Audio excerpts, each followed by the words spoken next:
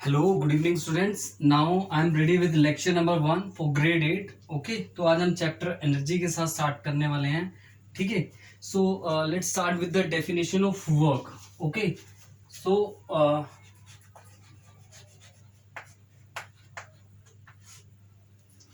Okay we have to understand the concept of work. Okay, क्या होता है work? बेटा साइंस की लैंग्वेज में जब हम किसी ऑब्जेक्ट के ऊपर फोर्स लगाते हैं then object will cover some distance in the direction of force, right? तो हम क्या कहेंगे कि वर्क हुआ है, right? Now let us take one example. See, this is a ground surface, right? And this is a any object lying at position A. Okay, this is F force, इसके ऊपर force लगाया। ठीक है, तो मैंने आपको बताया जब भी हम किसी ऑब्जेक्ट के ऊपर फोर्स लगाते हैं तो क्या होता है कि ऑब्जेक्ट फोर्स की डायरेक्शन में डिस्प्लेस होता है, ऑब्जेक्ट फोर्स की डायरेक्शन में डिस्टेंस कवर करता है। तो इसी कंडीशन में क्या होगा? वर्क डन होगा, right? So you can see here after some time object will cover some distance, this is S, in the direction of force. Okay, so this is first position and this is second. Okay, initial point and final point, right? So हम क्या कह सकते हैं? work is said to be done, work is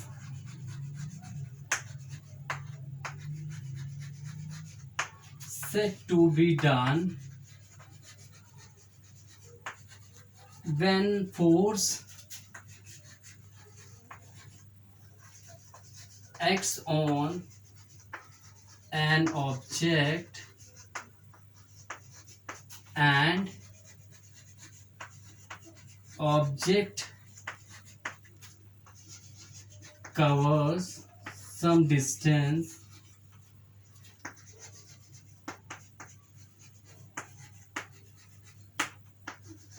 in the direction of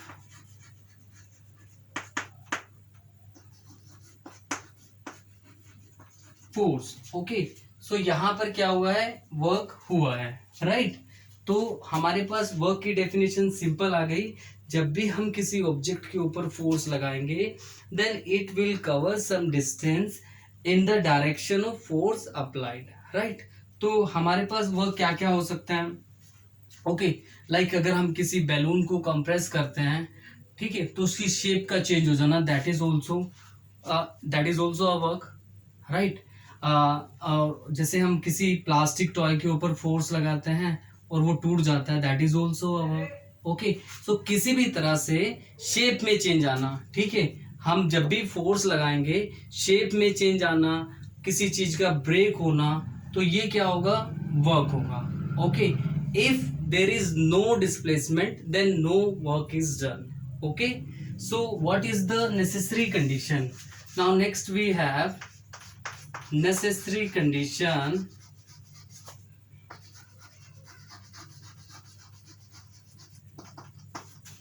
for work to be done.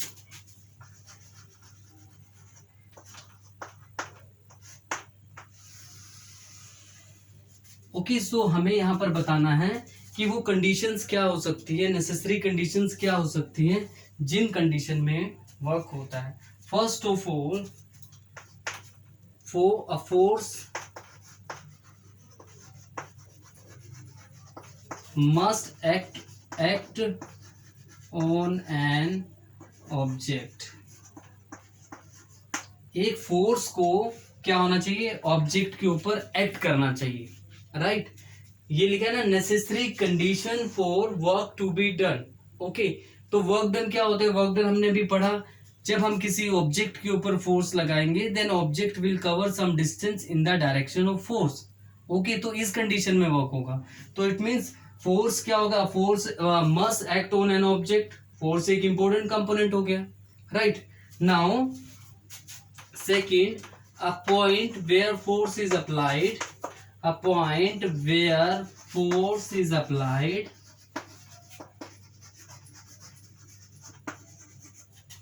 and it covers some distance, it displaces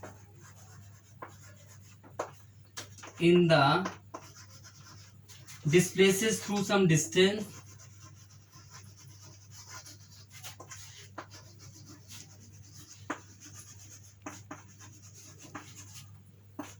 in the direction of force.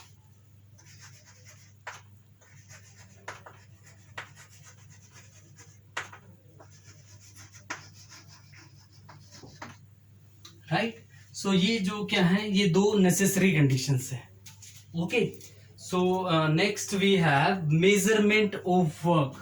Okay, उसको measure कैसे करते हैं.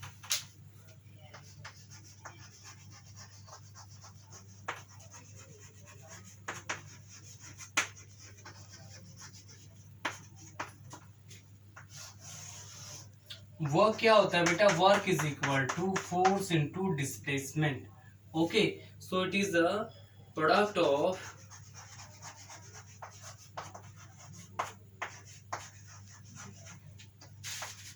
force and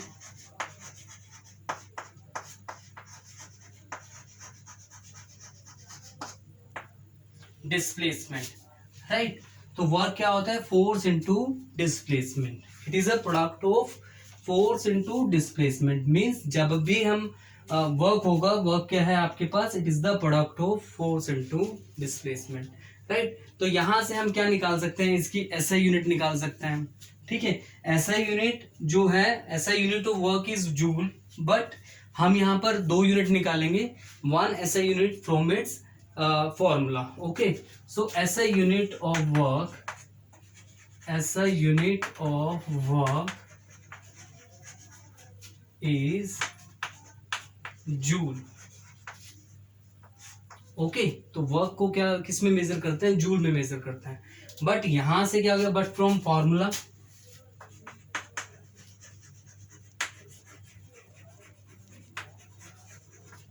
फॉर्मूले से क्या निकालेंगे, this is work is equal to force into displacement. Okay, force का ऐसा यूनिट क्या होता है, न्यूटन, एंड एस का क्या था, S is a displacement.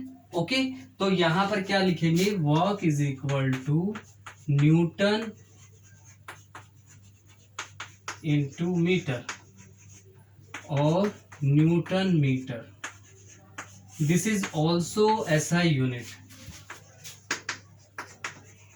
SI unit from formula.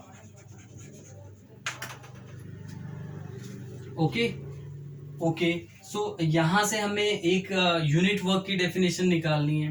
Unit work क्या होता है, जूल की डेफिनेशन निकालेंगे. यूनिट वर्क क्या होता है, definition of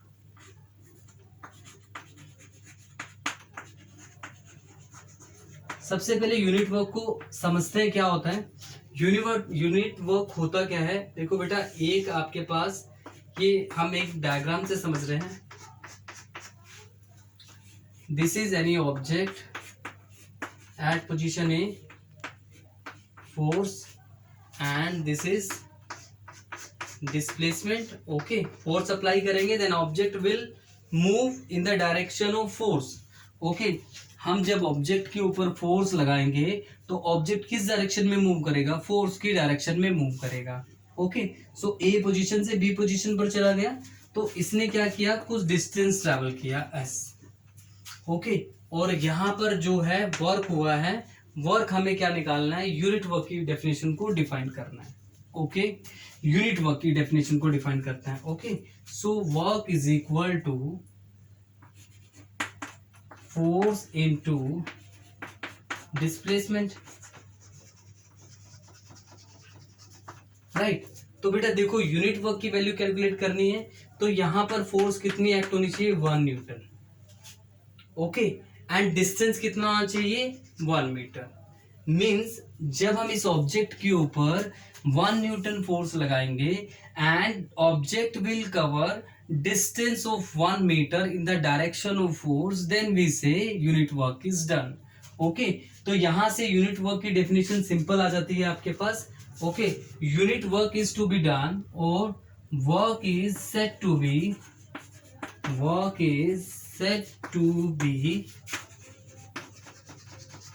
unit work if 1 Newton force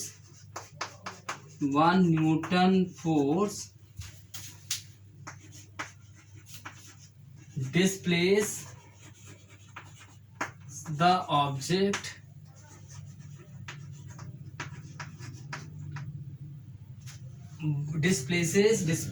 object through the distance of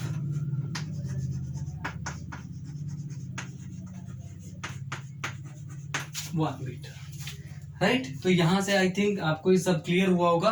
ठीक है, यूनिट वर्क है, यूनिट वर्क को कैसे निकालेंगे, वो unit work. Okay, so unit work you can write unit work is equal to 1 newton into 1 metre.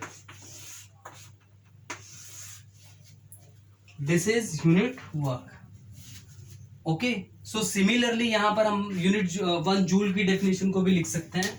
1 joule की definition क्या होगा, दिस इज 1 जूल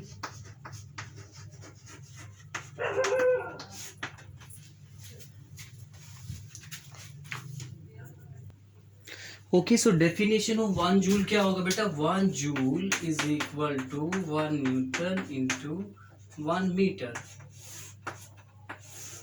ओके, इसको यहीं से समझ लेते हैं। यहां पर वर्क कितना होगा, 1 जूल होगा। यूनिट वर्क की जो डेफिनेशन है that is the 1 joule. Okay, देखो यहां पर क्या है, डिस्टेंस फोर्स कितना लग रहा है 1 न्यूटन एंड बॉडी ऑब्जेक्ट कितना डिस्टेंस कवर कर रही है 1 metre.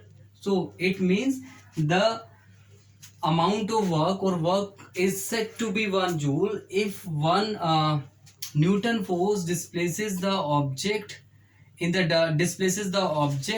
through a distance of 1 meter in the direction of force। उसको यहां पर भी लिख लीजिए, in the direction of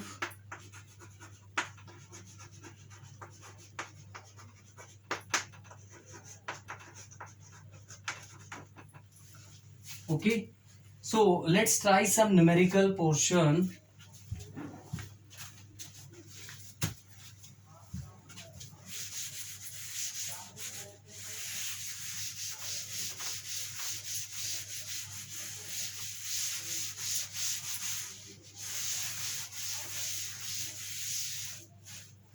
okay, so numerical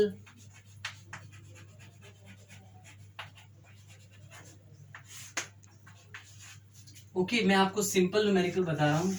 there is a object, we are applying force of 50 newton, right. Force कितना है, 50 न्यूटन है and this is initial position, right. Force इसके ऊपर लगाई, then object will cover distance of 3 meter। okay, so we have to calculate work is to be calculated।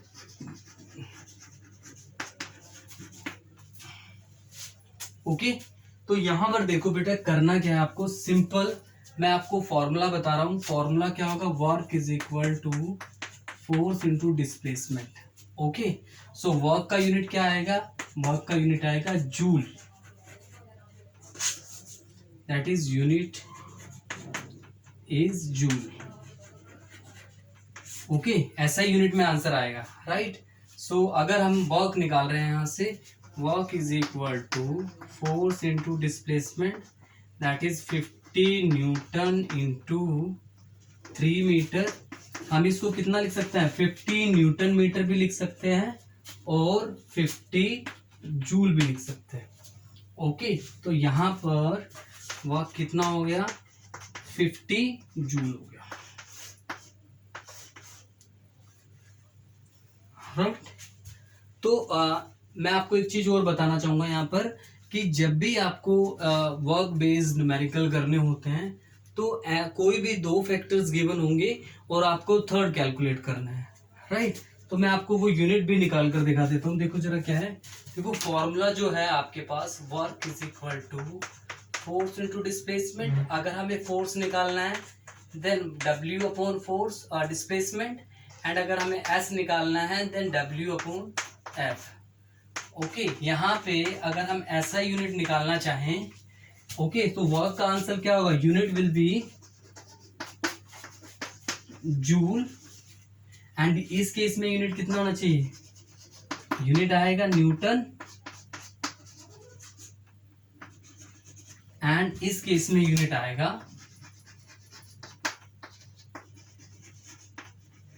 Metre. Okay, तो आपके पास simple numerical रहेंगे। अब इसी में हम अगर एक और न्यूमेरिकल करना चाहें तो आपको एक और न्यूमेरिकल करा देते हैं, लाइक क्वेश्चन नंबर 2।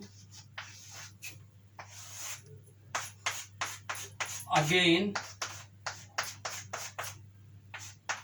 फोर्स लगा इसके ऊपर, and this is position A B। Okay, force यहां पर 40 न्यूटन लग रहा है, एंड वर्क हो रहा है आपके पास 120 joule, right. You have to calculate distance. Okay, so distance निकालने के लिए ये फॉर्मूला एप्लीकेबल होगा, राइट। सो कैसे निकालेंगे distance, S is equal to work by force, S is equal to 120 joule by 40, त्रिज्या तो 3 मीटर। ओके, तो यहां पर S कितना आएगा आपके पास, S आएगा आपके पास